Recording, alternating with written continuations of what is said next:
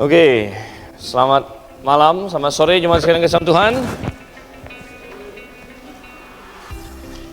Gimana kabarnya semua? Masih semangat untuk firman Tuhan? Jangan-jangan loyo semua gitu kan. Oke, baik, mari kita belajar firman Tuhan hari ini. Kita kembali membuka Alkitab kita di dalam Mazmur pasalnya.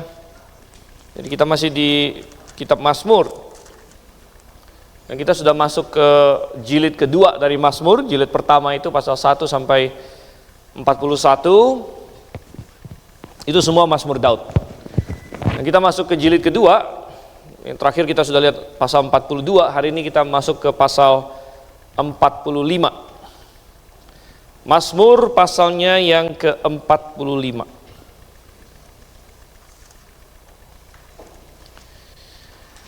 Oke, dan Mazmur pasal 45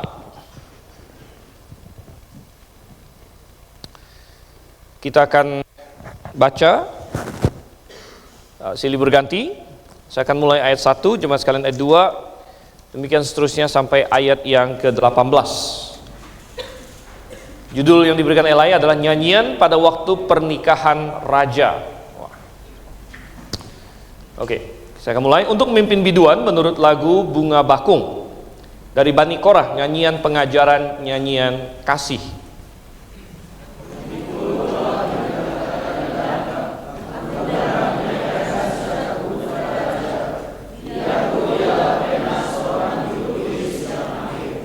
Engkau yang terelok di antara anak-anak manusia, kemurahan tercurah pada bibirmu, sebab itu Allah telah memberkati engkau untuk selama-lamanya.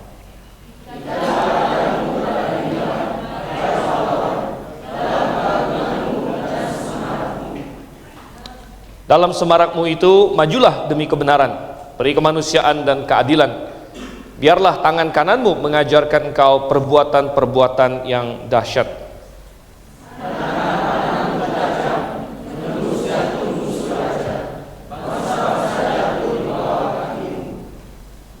Tahtamu kepunyaan Allah, tetap untuk seterusnya dan selamanya, dan tongkat kerajaanmu adalah tongkat kebenaran.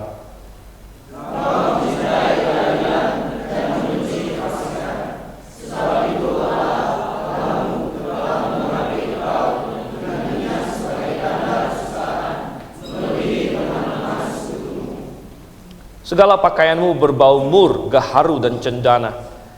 Dari istana gading permainan kecapi menyukakan engkau.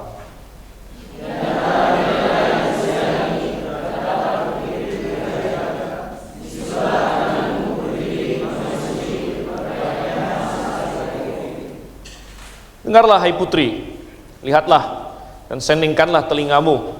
Lupakanlah bangsamu dan seisi rumah ayahmu.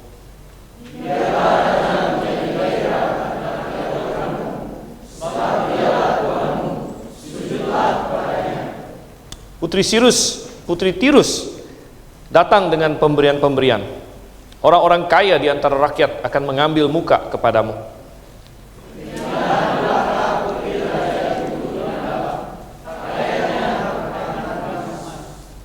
Dengan pakaian bersulam berwarna-warna ia dibawa kepada raja. Anak-anak dara mengikutinya, yakni teman-temannya yang didatangkan untuk dia.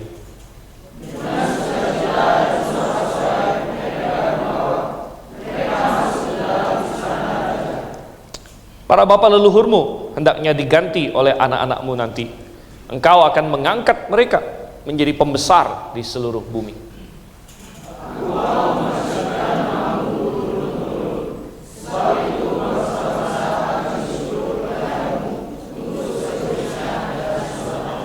Mari kita berdoa terlebih dahulu. Bapa di surga, kami mengucap syukur, kasih setiamu begitu indah, begitu luar biasa, termasuk di dalam penyediaan, pemeliharaan firman-Mu sampai ke tangan kami, sehingga kami memiliki pedang yang penuh kuasa, pedang roh, yaitu firman-Mu ini. Kami memiliki kuasa, yaitu Injil-Mu. Kami memiliki terang bagi jalan kami. Dan Tuhan, kami mau merenungkan firman-Mu ini. Kiranya Engkau yang mencelikkan mata rohani kami kepada kebenaran-Mu sehingga kami dapat melakukannya. Kami berdoa Tuhan dalam nama Yesus Kristus saja. Amin. Baik, ini masih adalah nyanyian dari Bani Korah. Jadi jilid pertama tadi saya bilang dari pasal 1 sampai 41 dari kitab Mazmur itu semua ditulis oleh Daud. Kemudian masuk ke jilid 2, mulai penulis-penulis lain karya-karya mereka dikumpulkan oleh kitab Mazmur di sini, dan dimulai dari tulisan-tulisan dari Bani Korah. Kita sudah bahas, tidak usah lagi. Bani Korah adalah keturunan dari Korah yang memberontak, namun mereka ternyata ya keturunan Korah boleh dikatakan redeem themselves, artinya leluhur mereka memberontak, tapi keturunannya membuktikan diri mereka bangkit di hadapan Tuhan. Ini adalah nyanyian pengajaran, maskil, ada sesuatu yang diajarkan, tetapi ada suatu momen yang memicu pengajaran yang ada di dalam pasal ini, dan momen itu adalah suatu pernikahan rupanya, saudara Tuhan. Dan dari suatu pernikahan di sini, pernikahan bukan sembarang pernikahan. Ini adalah pernikahan raja, gitu ya. Pernikahan Raja Israel. Dan Anda bisa membayangkan pernikahan Raja Israel pastinya suatu peristiwa yang luar biasa. Ini bukan sembarang orang, bukan rakyat biasa, bukan pembesar saja, tapi bahkan raja. Pernikahan Raja Israel. Dan banyak orang bertanya-tanya, siapa raja yang dimaksud? Ya. Siapa raja yang dimaksud dan siapa ratunya, siapa permaisurinya, boleh dibilang di sini. Dan teks tidak langsung memberitahukan kita ya, siapa raja yang dimaksud. Ada beberapa pemikiran. Ya, pemikiran pertama bahwa raja yang dimaksud tentu salah satu yang kandidat adalah Salomo, raja yang dimaksud. Ya. Jadi ini cocok dengan beberapa hal. Nomor satu, Salomo tentu adalah raja paling kaya dari seluruh sejarah Israel dan Yehuda. Dia adalah raja yang paling kaya, paling makmur. Ya, jadi pernikahan dia bisa kita bayangkan paling paling megah dan sebagainya. Dan kalau benar ini adalah Raja Salomo, maka siapa pengantinnya? Kita belajar dari kitab Raja-Raja bahwa Raja Salomo menikah dengan putri Firaun. Jadi bisa jadi yang dimaksud adalah putri Firaun di sini. Dan itu cocok dengan ayat yang ke-11 di mana pemazmur berseru kepada pengantinnya ini, dengarlah hai putri, lihatlah dan seningkan telingamu, lupakanlah bangsamu dan seisi rumah ayahmu. Jadi kita bisa bayangkan, ingat bahwa tadinya Israel itu negara kecil yang tidak dianggap. Ya, kita yang sudah belajar Alkitab, kita menganggap Israel adalah sentral dari Alkitab.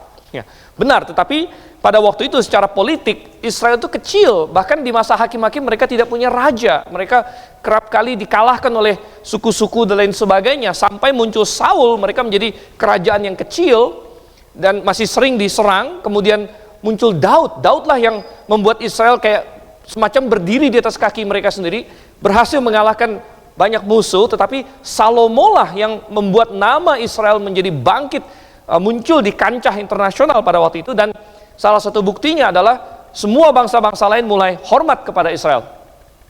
Dan bahwa Raja Mesir akhirnya memberikan putrinya menikah dengan Salomo secara internasional, bagaikan suatu pengakuan kepada negara Israel pada waktu itu, bahwa ini adalah sekarang negara yang serius begitu.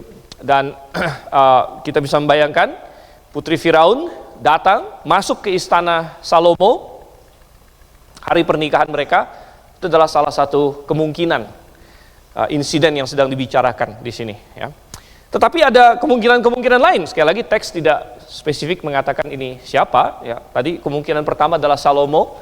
Tetapi ada yang berkata bahwa kalau Salomo mungkin tidak terlalu cocok dengan ayat 4 sampai ayat 6. Ya, karena ayat 4 sampai 6 di situ berbicara mengenai bahwa si raja ini dia banyak berperang. Ya, dia berperang, dia menyandang pedang. Dikatakan di sini bangsa-bangsa jatuh di bawah kakimu, lain sebagainya. Jadi sepertinya raja ini melakukan beberapa peperangan di sini. Sedangkan kalau kita tahu Salomo Tuhan berkati dengan damai. Jadi Salomo tidak melakukan peperangan, melainkan Tuhan memberikan dia hikmat, ya, Tuhan memberikan dia perdamaian selama pemerintahannya, sehingga negara-negara semua takut Semua yang lain hormat kepada Israel. Jadi Salomo sendiri tidak mengalami peperangan.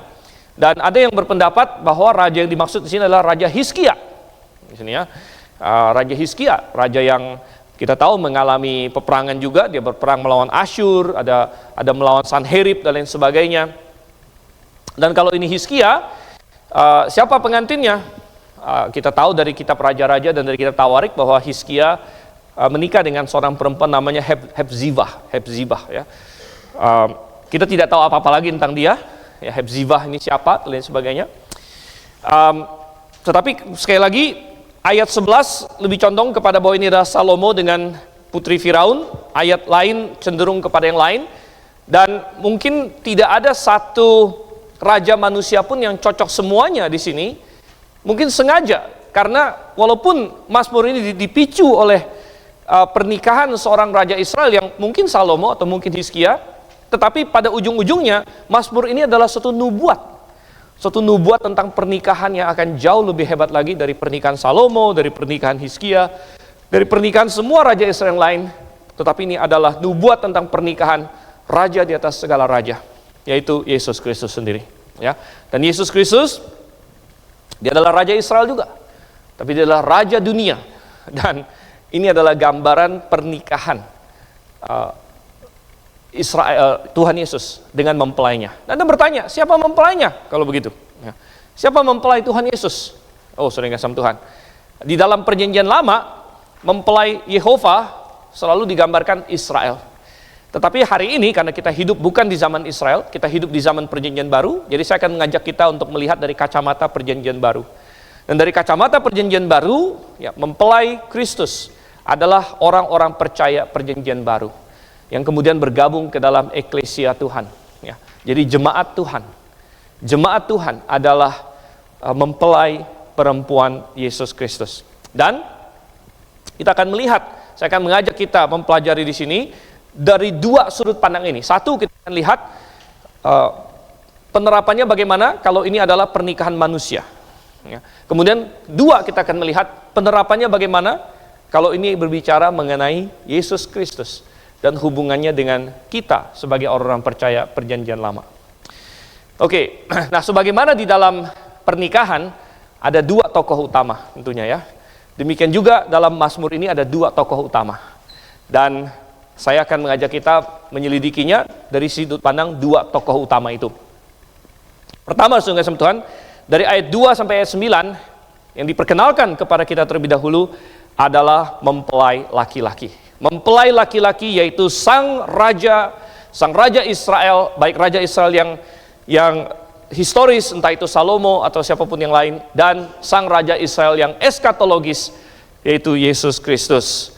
Dan ini luar biasa, karena di banyak pernikahan, ya, kadang-kadang yang menjadi pemeran utama adalah mempelai perempuannya.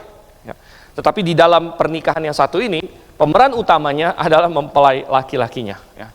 Dan dia adalah Yesus Kristus di sini secara eskatologis, atau salah seorang raja Israel di sini.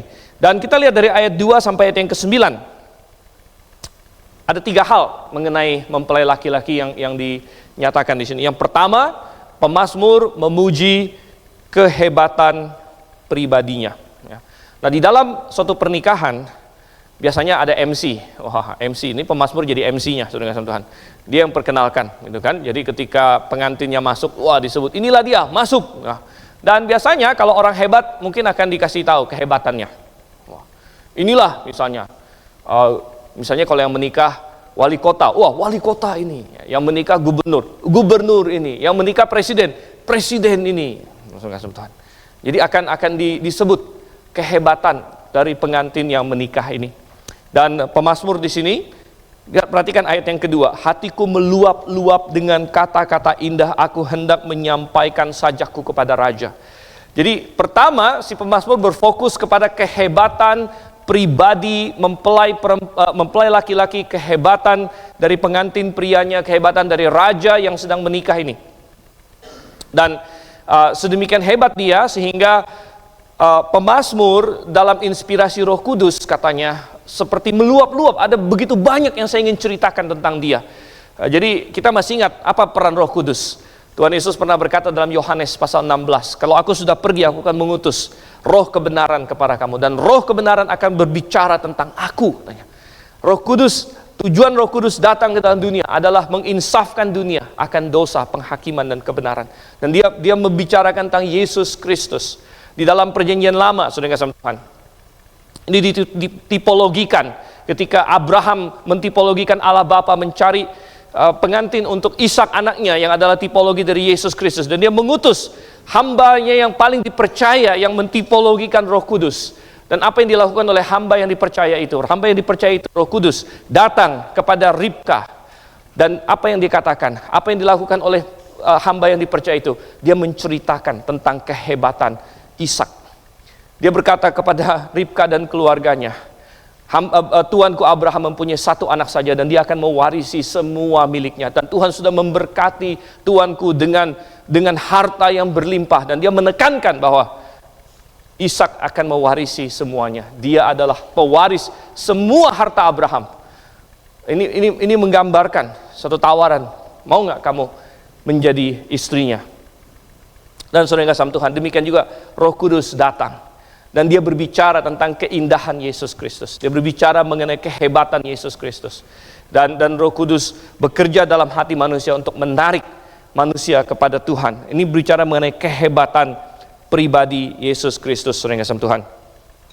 Perhatikan ayatnya yang kedua. Engkau yang terelok di antara anak-anak manusia. Engkau yang terelok di antara anak-anak manusia. Ya, dan bahkan dalam bahasa aslinya lebih kuat lagi. Dikatakan engkau lebih indah dari anak-anak manusia, lebih dari manusia bahkan. Jadi ada suatu Kristi di sini, bahwa dia bukan hanya sekedar manusia, dia lebih dari manusia bahkan. Nah, kita tahu bahwa kedatangan Tuhan kita yang pertama dalam Yesaya dikatakan dia tidak lahir dengan mengandalkan keindahan fisik. Dia tidak lahir dengan wajah yang tampan sekali yang membuat orang katanya mungkin sekali lihat dia, semua langsung pingsan begitu ya. Bukan karena jeleknya, tapi karena tampannya begitu ya.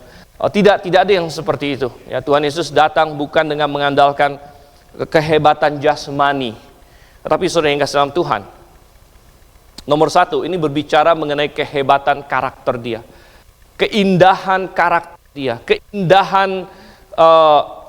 keindahan perilaku dia. Perhatikan masih ayat 3 dikatakan, kemurahan tercurah pada bibirmu. Kemurahan tercurah pada bibirmu. Saya tidak pernah bisa membayangkan betapa berbahagianya 12 rasul Tuhan Yesus yang pernah tinggal, berjalan, makan, tidur bersama dengan Tuhan kita. Anda bisa membayangkan nggak berada di hadapan seseorang yang sempurna dan tinggal bersama dengan seorang yang sempurna, yang tidak ada salah sama sekali. Tidak heran bahwa ketika Tuhan berdiri di perahu Petrus, dan Petrus mendengarkan dia berbicara, dan Petrus melihat gerak-gerik dia, sampai Petrus berkata, pergilah daripadaku Tuhan, sebab aku orang berdosa. Gitu. Dan saudara yang kasih Tuhan, kita bisa belajar tentang sesuatu dari kontras. Ya. Kalau Anda melihat sesuatu yang kelihatan putih, tapi sebenarnya agak abu-abu. Tapi kalau Anda taruh di background hitam, ini putih, karena lawannya hitam, saudara sama Tuhan. Tapi begitu Anda ditampilkan kepada putih yang benar-benar putih, baru kelihatan, ternyata ini bukan putih. Ini belang, ya. Ini abu, ya. Karena ada kontras. Ya. Dan ketika manusia berdosa berdiri di hadapan Tuhan Yesus Kristus, itu yang mereka rasakan. Itu yang manusia secara universal rasakan, aku orang berdosa di hadapan pribadi ini. Dan ada suatu keindahan karakter, sesuatu yang tidak dapat dijelaskan. Dan saudara yang kasih Tuhan, kita tahu bahwa setelah dia dibangkitkan, dia kemudian memiliki keindahan rupa juga. Tubuhnya sudah diubahkan. Dia memakai tubuh kemuliaan. Sehingga benar yang dikatakan di sini. Katanya, engkau yang terelok di antara anak-anak manusia, atau engkau yang terelok melebihi anak-anak manusia, bahkan dikatakan di sini. Kemurahan tercurah pada bibirmu dan sebagainya. Oleh karena dia memiliki kesempurnaan karakter inilah, dia bisa menyelamatkan kita. Oleh karena kesempurnaan karakternya inilah, dikatakan Petrus berkata, tipu tidak ada dalam mulutnya. tipu tidak ada dalam mulutnya. Dia tidak pernah salah omong. Bukan saja isi perkataannya selalu benar, tapi waktu dia mengucapkannya selalu benar. Nada yang dia pakai selalu pas. Saya tidak bisa membayangkan itu. Kita manusia, kadang-kadang yang kita ngomong salah. Kadang-kadang yang kita ngomong benar pun waktunya salah. Kadang-kadang yang kita ngomong sudah benar, nadanya salah. Oh, sudah kasih Tuhan. Tuhan Yesus tidak pernah seperti itu. Anda bisa membayangkan. Ya. Dan ada suatu keindahan yang luar biasa. Dan oleh karena itulah dia bisa menjadi juru selamat kita. Saudara, apalagi kehebatan sang raja yang diumumkan oleh master seremoni Roh Kudus yang menginspirasikan pernikahan ini. Gambaran pernikahan ini. Tadi pertama adalah kehebatan pribadinya. Yang kedua adalah kehebatan pekerjaannya. Kehebatan pekerjaannya. Ya. Apa pekerjaannya? Kalau dia raja, apa pekerjaan dia? Saudara Tuhan. Ya. Raja ya pekerjaannya jadi raja. Pekerjaannya jadi raja. Gitu. Jadi seberapa hebat dia menjadi raja. Perhatikan di ayat yang keempat sampai yang keenam. Ya. Roh Kudus ya, berfokus kepada apa? Ikatlah pedangmu pada pinggang, hai pahlawan, dalam keagunganmu dan semarahmu. Saudara, mungkin hari ini tidak biasa bagi kita untuk melihat orang kalau menikah bawa pedang, saudara Tuhan. Bawa pedang, bahkan mungkin dianggap tabu oleh sebagian orang ya. Wah, katanya nikah bawa pedang gitu ya. Tapi kemarin baru-baru ini sempat ada yang bawa pedang, pedang mainan sih, karena kue pernikahannya dibacok-bacok sama dia gitu ya. Yang tahu siapa maksudnya. Oke, ini dia bawa pedang di sini ya.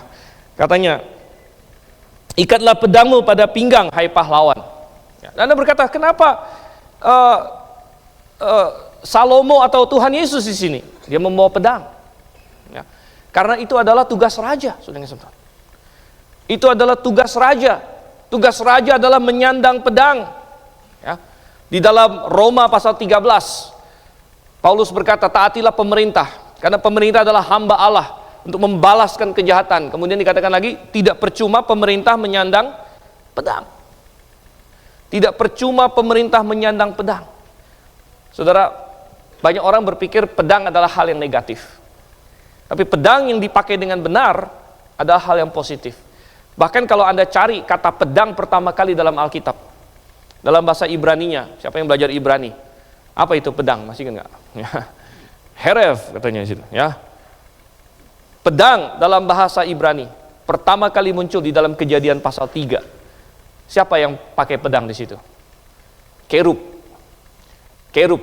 Jadi ketika manusia diusir dari Taman Eden, Tuhan menempatkan beberapa kerub berjaga supaya manusia berdosa tidak bisa masuk lagi ke Taman Eden. Katanya kerub itu memegang pedang api yang bernyala-nyala. Jadi pedang pertama kali disebut dalam Alkitab adalah dalam kaitan dengan Tuhan. Tuhan memakai pedang di dunia yang sudah jatuh dalam dosa. Memang di dunia yang tidak jatuh dalam dosa mungkin pedang tidak dibutuhkan. Tapi kita hidup di dunia yang sudah jatuh dalam dosa. Dan pedang dibutuhkan. Dan pedang dipakai oleh Tuhan. Dan saudara yang kasih Tuhan, oleh karena itu adalah tugas raja untuk punya pedang. Tugas raja untuk menegakkan keadilan di negerinya.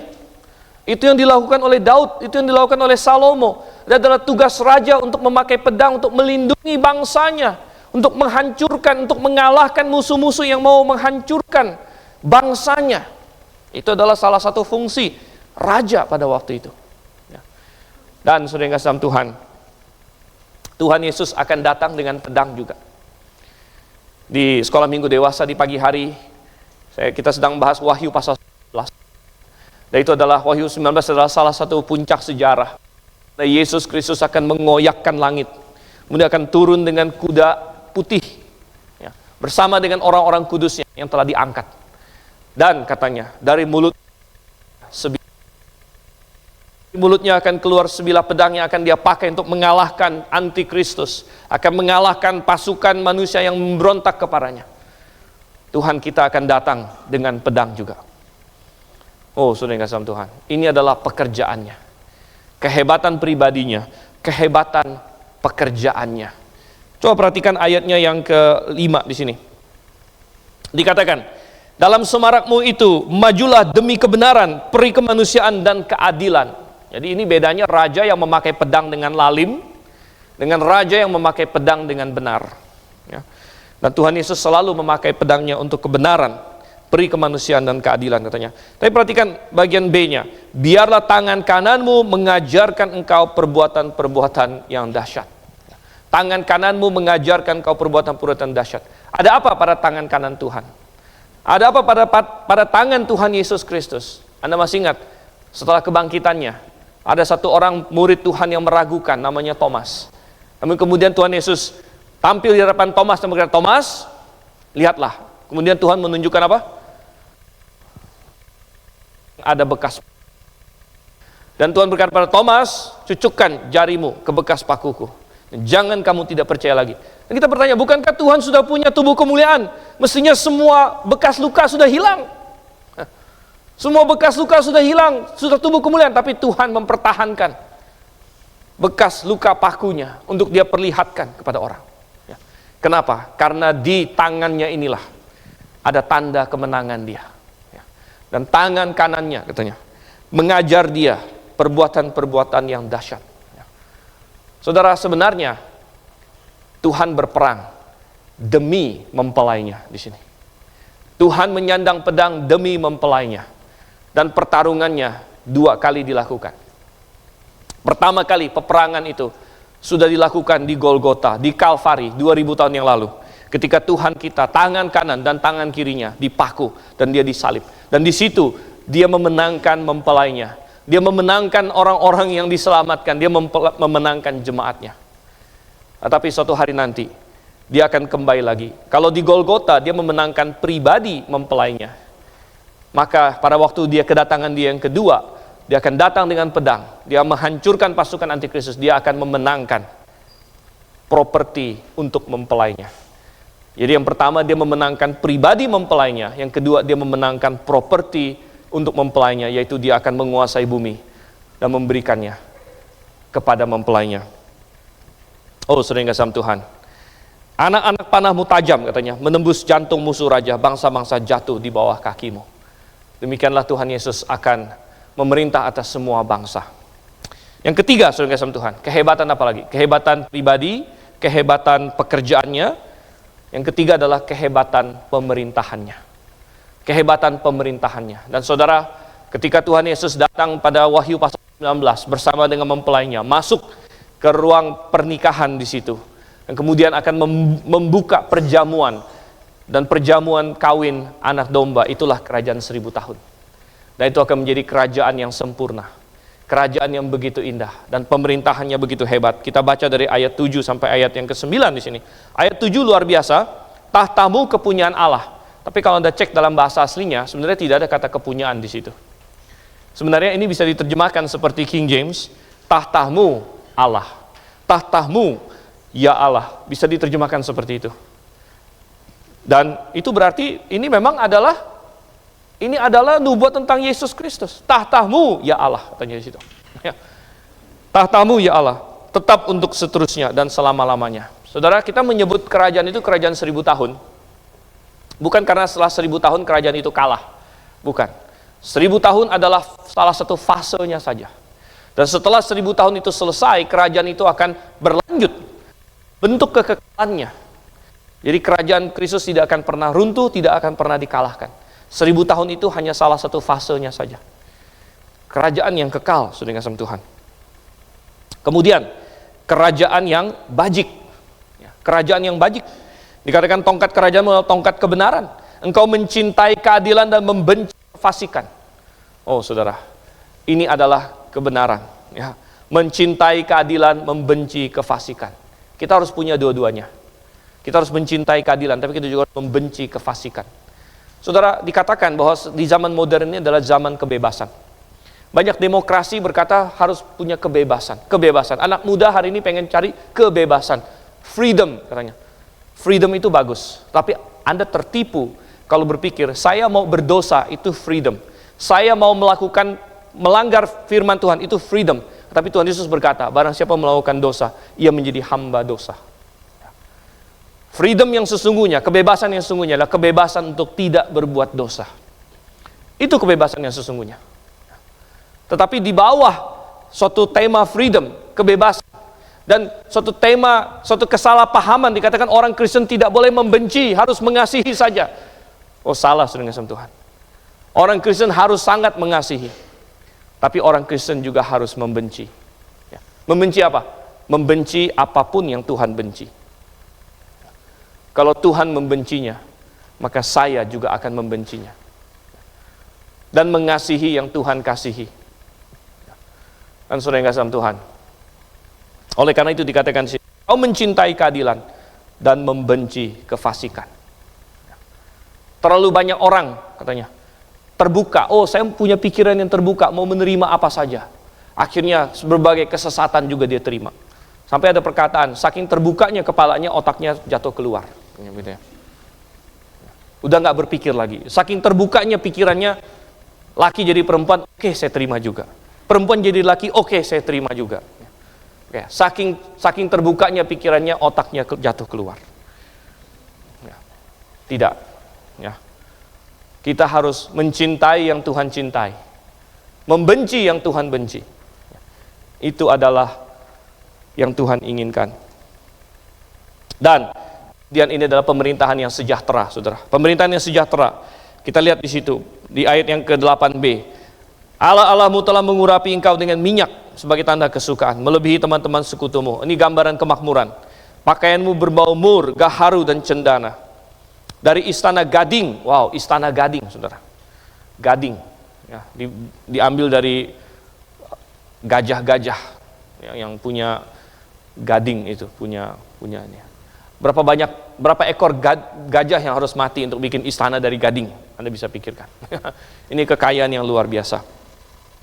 Oke, sekarang kita masuk kepada tokoh kedua. Kita sudah melihat tokoh pertama mempelai laki-laki, rajanya, pengantin laki-laki, tokoh utamanya. Tapi kemudian kita diperkenalkan kepada tokoh utama kedua, yaitu mempelai perempuannya. Mempelai perempuan, permaisurinya. Siapa dia? Kita lihat dari ayat yang ke-10 sebenarnya sampai dengan ayat yang ke-18 di sini. Dan dia muncul tiba-tiba. Dia muncul tiba-tiba di sini. Di ayat 10, di antara mereka yang disayangi terdapat putri-putri raja.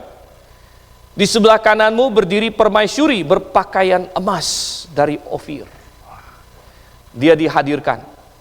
Dia dihadirkan di sini.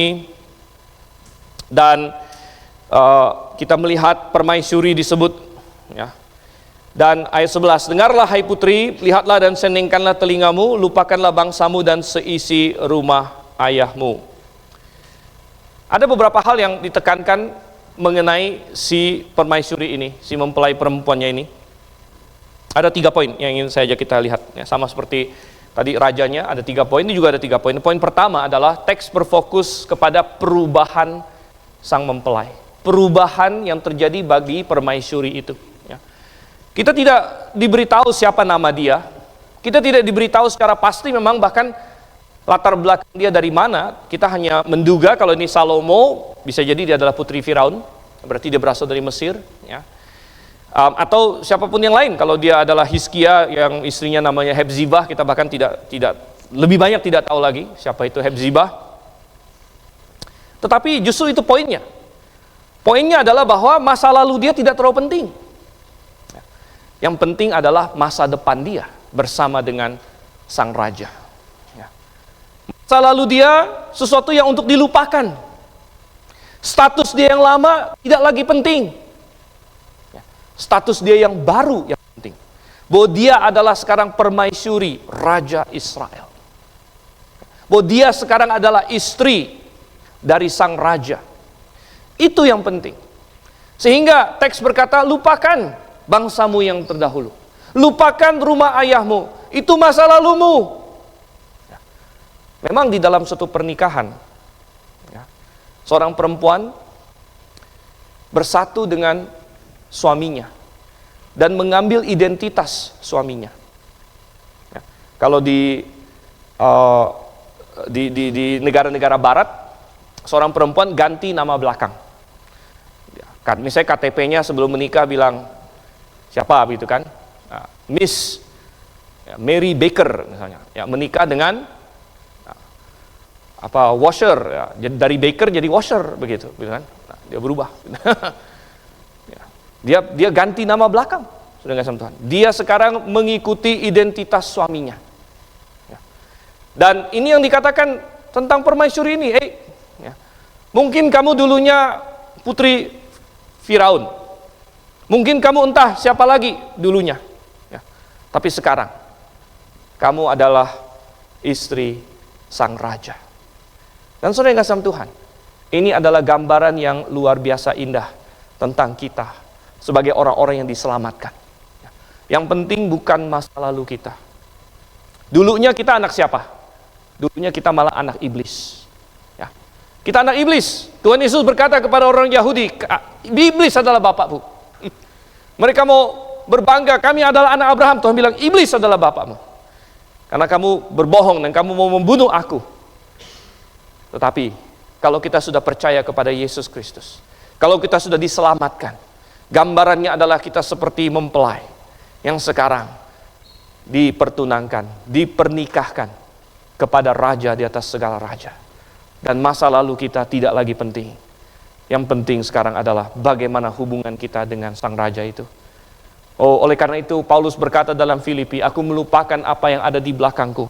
Semua itu kuanggap sampah. Dulu aku bangga sekali, aku orang Yahudi, aku suku Benyamin, aku disunat hari ke-8. Dalam pendirian aku orang Farisi, aku yang paling hebat dalam hukum Taurat dibanding semua yang lain. Tapi sekarang setelah mengenal Kristus, semua itu aku anggap sampah katanya. Karena keindahan pengenalan akan Yesus Kristus. Saudara yang kasih Tuhan, ini indah sekali. Anda bisa membayangkan, kalau misalnya 2 orang habis menikah, satu laki-laki, satu perempuan. Sudah malam, pesta sudah berakhir. Mereka berdua masuk mobil, mau pulang. Suaminya nyetir, mempelai barunya duduk di sampingnya.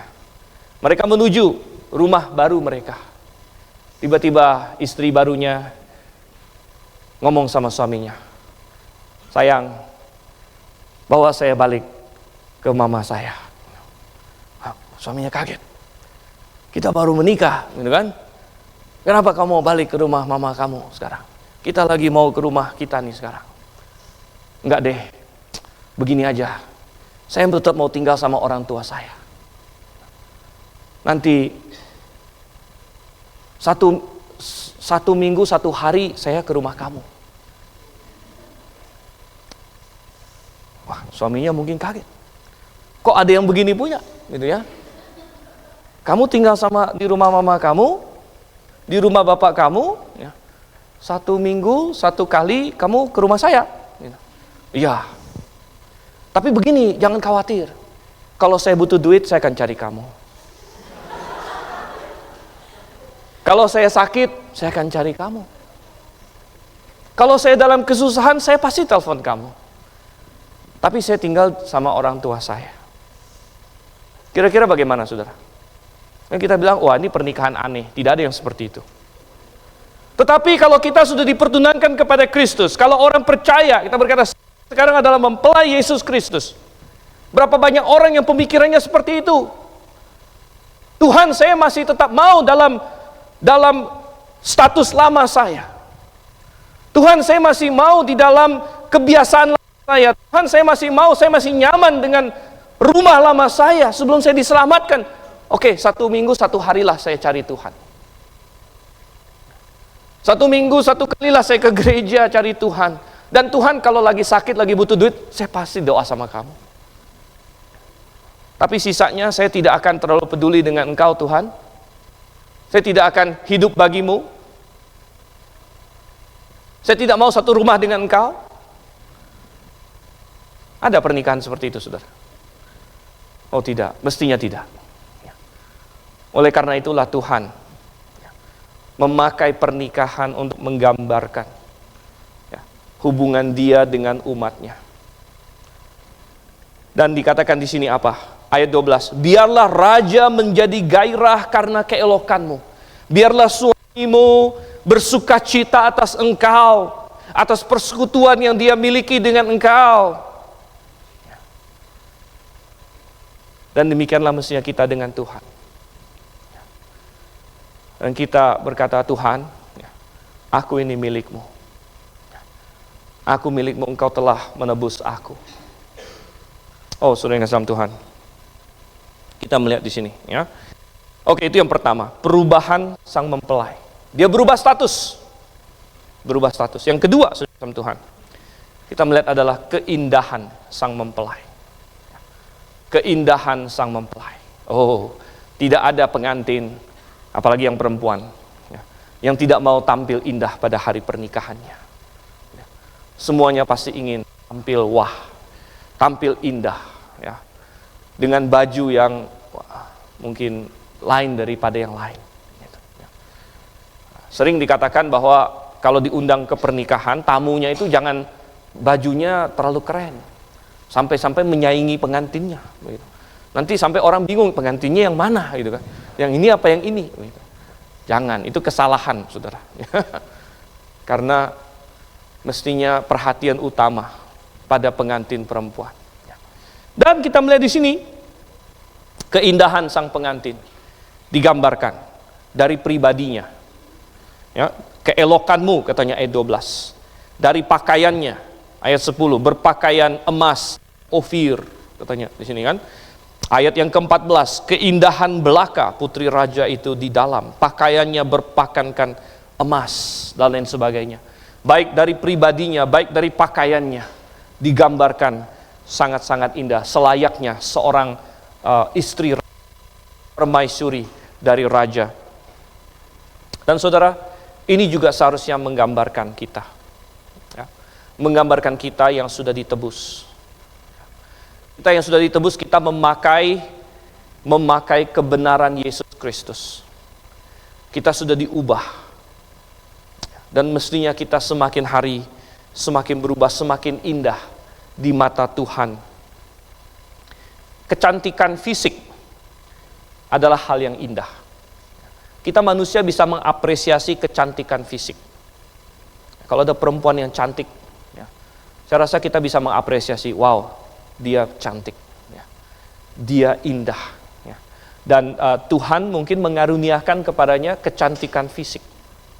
Tetapi kecantikan fisik itu semestinya merupakan cerminan akan kecantikan yang internal, mestinya. Ya. Kalau di banyak film-film kuno yang banyak dikritik, ya, banyak yang berkata bahwa biasanya yang jagoan-jagoannya dipilih yang cantik-cantik, ganteng-ganteng. Tapi kalau penjahatnya dipilih memang sengaja jelek begitu, ya. Supaya langsung ketahuan, oh ini penjahatnya, gitu ya. Misalnya, ya, peri lawan nenek sihir. Ya, biasa perinya itu cantik, ya. Tapi kalau nenek sihir digambarkan jelek, ya, mukanya bopeng-bopeng, ya, hidungnya lengkung, ya. Jadi itu adalah teknik dulu, ya. Kalau sekarang banyak yang diubah jadi reverse gitu, ya. Tapi teknik dulu menggambarkan kejahatan dengan ini sesuatu yang secara fisik tidak enak dilihat, ya. Dan menggambarkan kebaikan dengan sesuatu yang secara fisik enak dilihat. Nah, kita tahu bahwa pada kenyataannya ada banyak orang yang Tuhan karuniai kecantikan, kegantengan, hal yang fisik luar biasa, namun ternyata secara internal dia rusak. Ada ya banyak yang seperti itu. Dan Amsal memperingatkan itu, katanya seorang wanita yang cantik namun tidak bersusila, itu seperti babi yang pakai kosmetik, gitu ya.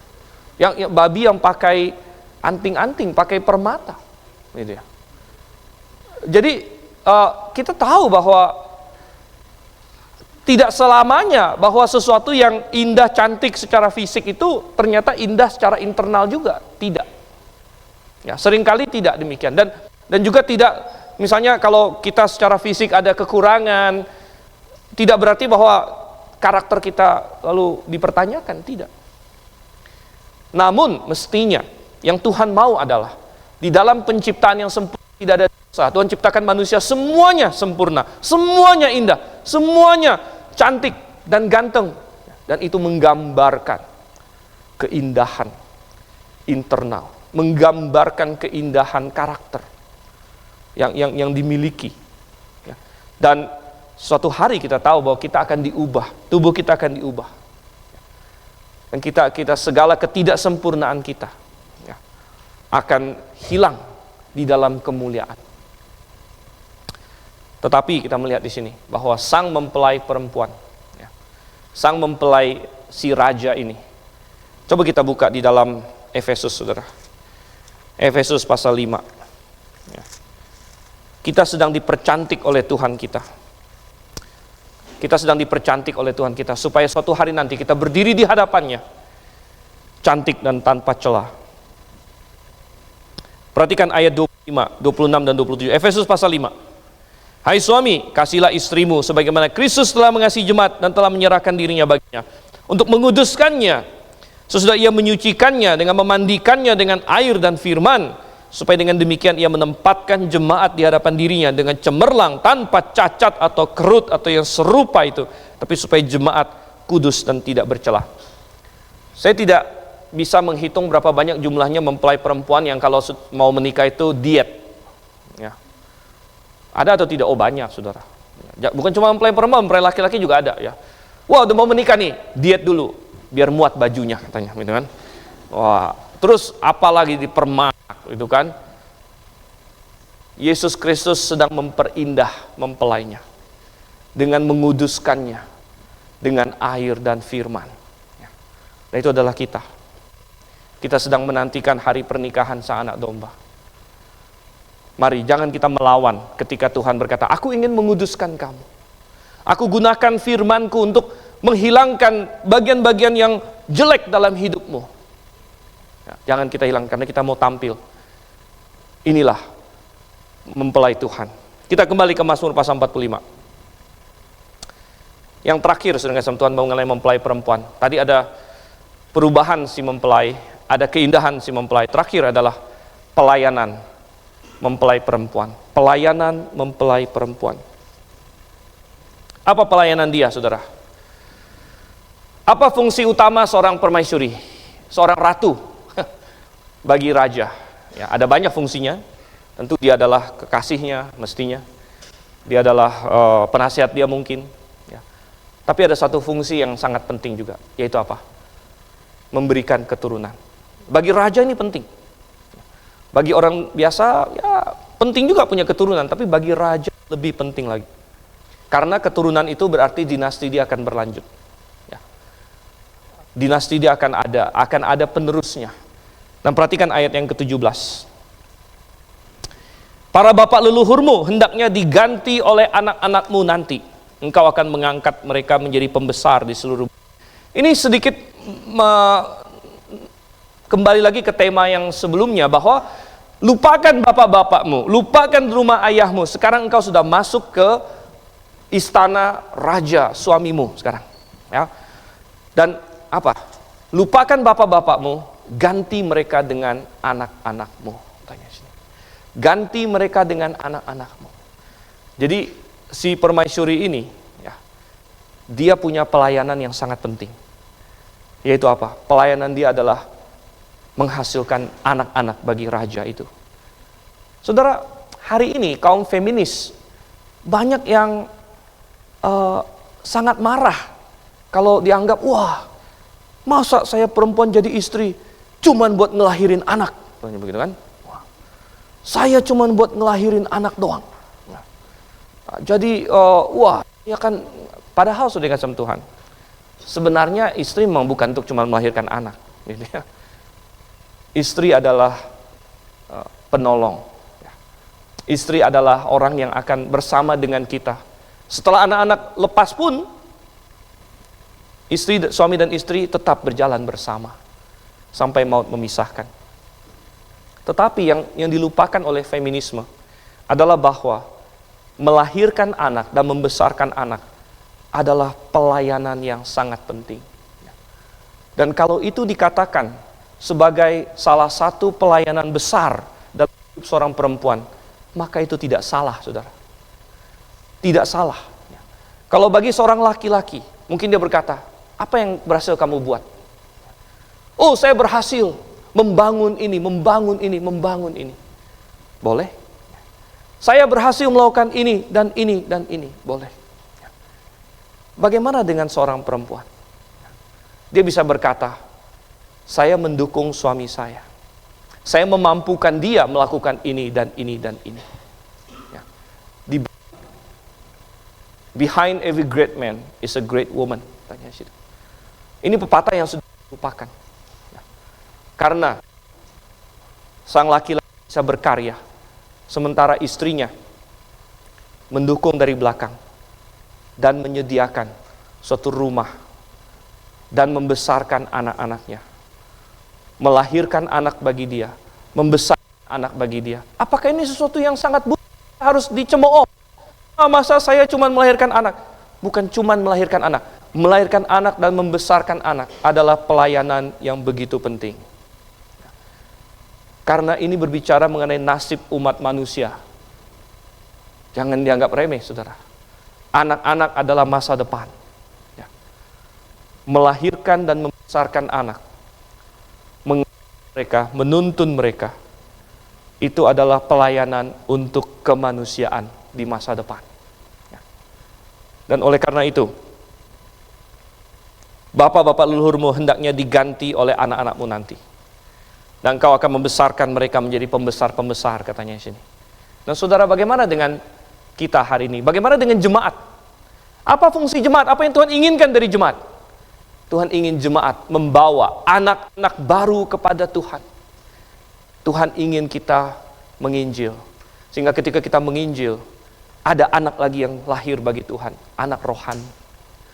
Tuhan ingin kita melakukan misi, sehingga anak-anak Tuhan dilahirkan dan berkembang. Dan suatu hari nanti, orang-orang yang diselamatkan anak Tuhan ini akan memerintah bersama dengan Tuhan di dalam kerajaan 1000 tahun, menjadi pembesar bagi Tuhan. Itu adalah pelayanan jemaat. Adakah kita melakukannya? Adakah kita hari ini membawa anak-anak baru kepada Tuhan? Mari kita berdoa.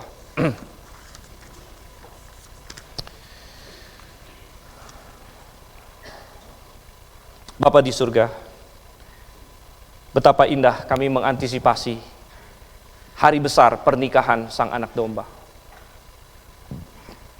Pimpin Tuhan, supaya kami sebagai orang-orang yang percaya kepadamu, yang sudah dipertunangkan kepada Engkau, sebagai mempelai perempuanmu. Nomor 1, kami memahami keindahanmu, kehebatanmu. Dan nomor 2, kami mempersiapkan diri, sebagaimana Roh Kudus menguduskan kami, untuk menempatkan kami tak bercacat di hadapan-Mu. Demikian kami lakukan. Pimpin Tuhan, kami berdoa dalam nama Yesus Kristus. Amin.